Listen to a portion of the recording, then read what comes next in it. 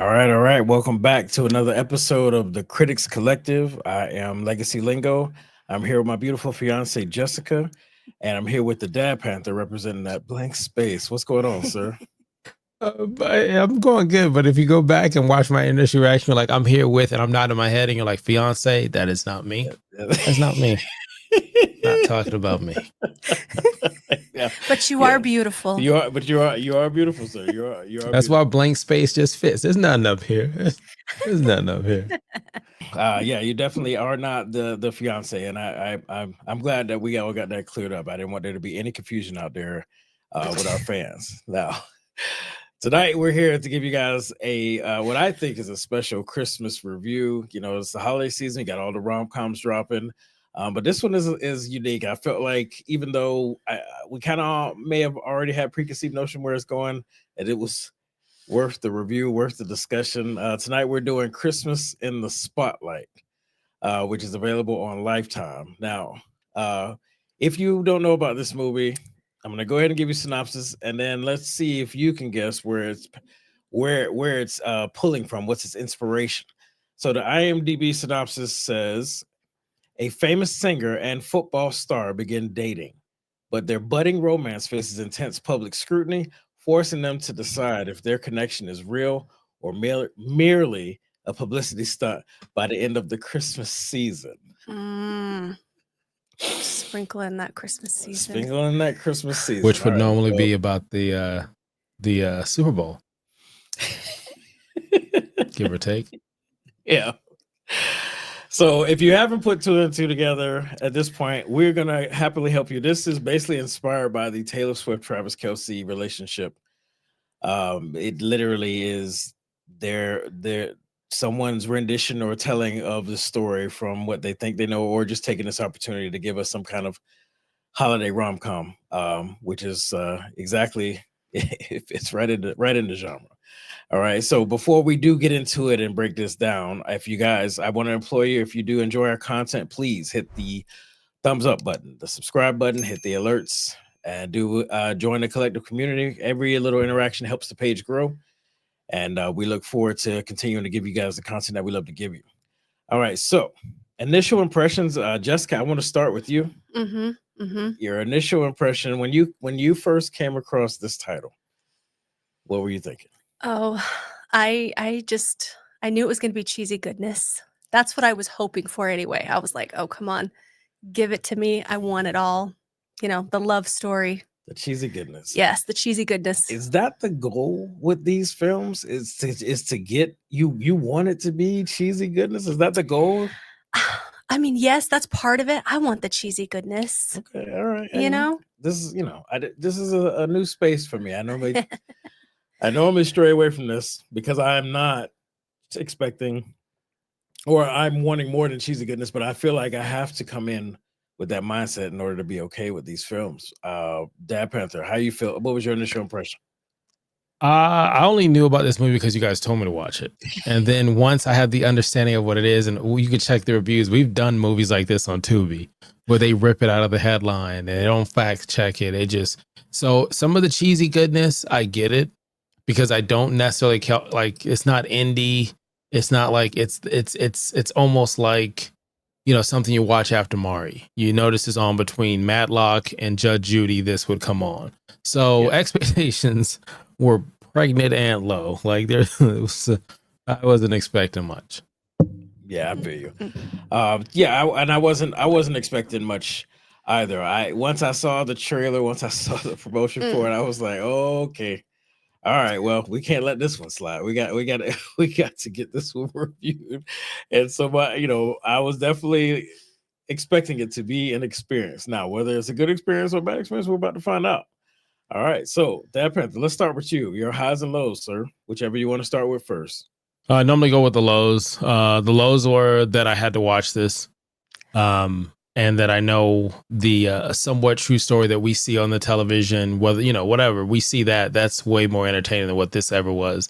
And the high of this was, I can help you right now, the viewer, and tell you don't watch it.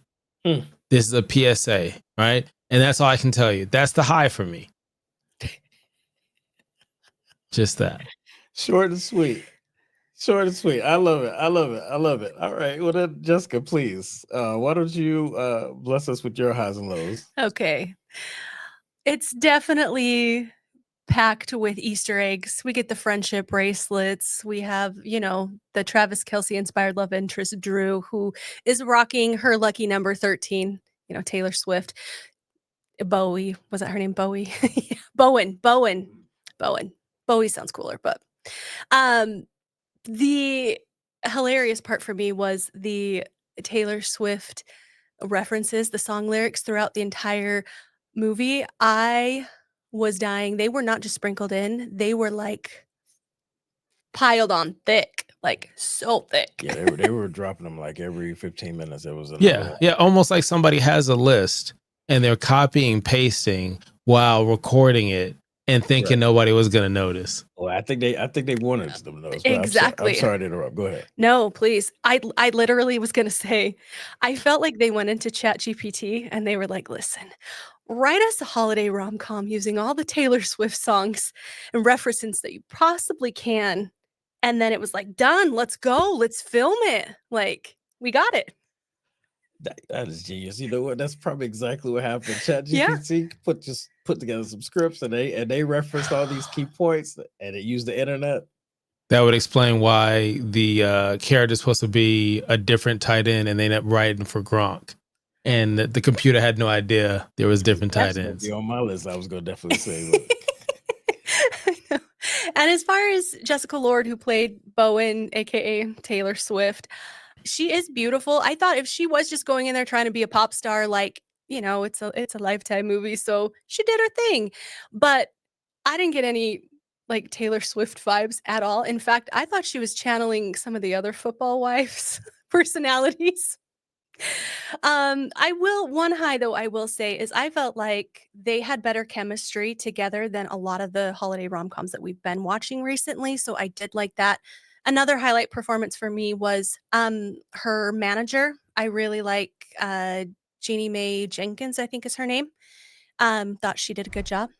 And I will say that if you are a Swiftie, a true fan, just invite your besties over, make it a drinking game, have fun with every single song reference that they use at the most random moments, and don't expect any warm and fuzzy feelings. Just expect the Swiftie gimmicks and laugh at it.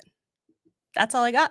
No, yeah, absolutely. You could definitely turn this into a drinking game if you are referencing if you're keeping track of all the song titles. If you're a Swiftie and you know either it's a song title or it's just a lyric that came in there, because that's what it was like watching with her. She was like, oh, that's another lyric. Oh, that's another song title. Oh, I was just like, man, this could be a serious drinking game. So absolutely with that. For me, my highs were the fact I was more entertained watching it with you because I was waiting for you to point out the next Easter egg. I wanted to see how creative they were going to find a way to incorporate it. See, so that was actually fun for me. Like I was every time they said something, I was kind of looking. I was starting to expect it more often. It was a fun little game for me, and the chemistry between the two was definitely there. It was definitely, and the story, the situation. The story was not horrible, the situation that they were in. I thought it got a little weak with the major conflict, leading up to the big gesture at the end. I thought that was weak, but everything up to that point, I was like, okay, they're trying to put something together here. Okay, but that's all I got as far as highs. Lows, definitely. I believe you would like the Dad Panther just pointed out. The ChatGPT thing must be legit because they've definitely channeled Gronkowski, even with the character's name, calling him whatever they did. It took part of his name, Grover, whatever, and just like Gronkowski, they called him Gronk. So it was, and then even the look of the character, he looked more like Gronk than he did Travis Kelce. He was way more of a party animal and kind of stupid like Gronkowski, which, you know, Travis Kelce is a party guy and he's fun, but he, you know, he represents himself better. He has some sense, and I know I'm probably gonna get some flack from some of these different fans out here, but I feel like Gronkowski likes to play the big dumb jock, and that's what they were giving us here. And I was like, they really got their characters all mixed up, and it was a little frustrating. And then, like I said, when you finally started to get to the big conflict to lead up to the big gesture, which is rom-com traditional, it was all horrible. It was whack. The conflict that he had with his brother, it just felt forced. I was like, seriously, this is and I just couldn't wait for it to be over. And actually, I fell asleep. We had to stop it, and then when I woke up the next day, we had to resume it in order to finish it because it's not feeling it at all. Anyway, all right. So I think we could go ahead and get to the rating here. Let's go ahead and get those accolades going. If you are just now joining us for the first time, we like to give out accolades as if they were trophies, and the Critics Collective accolade looks like so. We have 5 accolades. 5 accolades is excellent, a must-watch, highly recommended for all viewers. 4 accolades, good, worth watching, but has notable flaws. 3 accolades, average, some enjoyable moments, but lack significant impact. 2 accolades, below average, some redeeming qualities, but generally disappointing. 1 accolade, poor quality, not recommended. And 0 accolades, horrible, absolute trash. And you could thank Venom: The Last Dance for that rating because it didn't exist until that movie did. All right. So let us know in the comments if you've seen this movie, how many accolades you're going to give it. If you haven't seen this movie, hopefully our review will push you to go watch it. Hopefully you'll have more fun with it than we did. But let's go ahead and see where we fall with the ratings. I'm going to start with you, Jessica. What is your rating for this movie? How many accolades? All right. Are you ready for it? This wasn't the love story that we all wanted, I don't think. Even though I love a good pun, the bad chat GPT script, the cringy, super over the top cheesy moments, I just couldn't shake it off. It just left me with a blank space. So did you see what I did there? I did see what you did there. I did see what you did there. So with that being said, I'm going to go ahead and give it 1 accolade. Strong 1 accolade, being poor quality, not recommended. Wow. Mm-hmm. Dad Panther, where you at? How many accolades, sir? 1. Just what? 1. We're not gonna waste our time. Listen, you can watch Resort to Love, which is on Netflix. I think we did a review on that one. Mm-hmm. Anne Hathaway has a movie, The Idea of You, which talks about kind of love in a boy band type of thing. So there are movies that have done a storyline like this, and I don't think I would be so harsh on it had it not say, hey, we're pulling from this, and it was its own thing.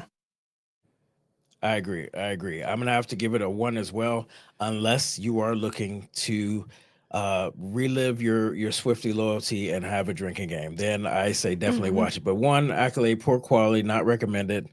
Definitely felt like a chat GPT script. Yes, for sure. And that one that you mentioned with Anne Hathaway, that actually was, in my opinion, was worth a watch. A little heartbreaking, but definitely worth a watch. And we should definitely try and put together a review on it, despite the fact this past, if people were looking to go out there, watch these situations and warm their heart and some cheesy goodness, we definitely need to give it to them, even if it came out prior to this day. All right. So that is what is this again? Christmas in the Spotlight, which is available on Lifetime. And if you guys enjoyed this episode, please make sure you give it a thumbs up, hit the subscribe button, hit the alerts button, join the collective community, share this episode, keep the conversation going. We want to keep giving you this content, and every little interaction helps the page grow. All right. So I want to thank you guys for joining us for another episode of the Critics Collective. I am Legacy Lingo. I'm here with my beautiful fiance, Jessica. And we have the Dad Panther here who's rocking with you. And we will see you guys on the next one.